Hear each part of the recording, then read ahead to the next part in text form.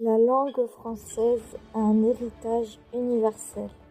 La langue française, souvent considérée comme une langue de culture, a traversé les siècles, les continents et les frontières. Elle incarne à la fois un héritage historique et un lien vivant entre des millions de personnes à travers le monde.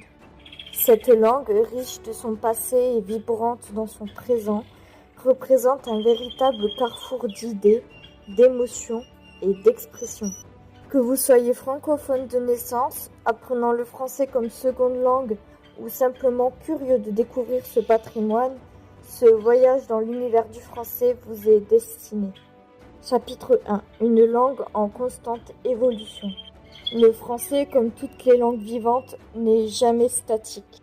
Il évolue au fil du temps, influencé par les sociétés, les cultures, les nouvelles technologies et les contacts avec d'autres langues.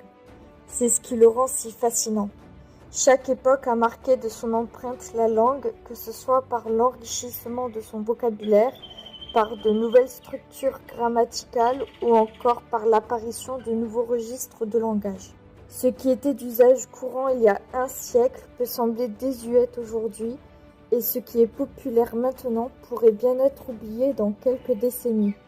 Prenons un exemple concret, les anglicismes, ces mots anglais que l'on a intégrés dans le quotidien des francophones. Certains d'entre eux, comme cool ou hashtag, sont devenus presque invisibles dans les conversations. D'autres, comme selfie ou streaming, se sont imposés en raison des évolutions technologiques et sociales. Mais cette interaction avec d'autres langues ne fait pas disparaître le français, elle le transforme et lui permet de s'adapter aux besoins du monde moderne.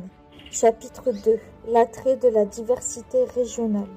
Le français n'est pas une langue uniforme.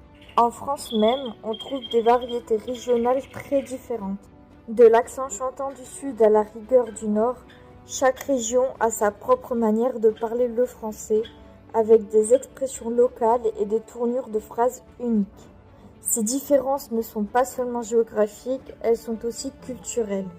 Elles témoignent de l'histoire, des échanges et des influences de chaque région.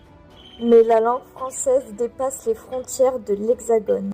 En Belgique, en Suisse, au Canada, en Afrique, aux Antilles ou dans l'océan Indien, le français a pris des formes distinctes. Le québécois, le créole, le français d'Afrique subsaharienne ou encore le français du Maghreb. Chacune de ces variantes apporte sa couleur à la langue, créant une mosaïque de sonorités et d'expressions qui enrichissent le français.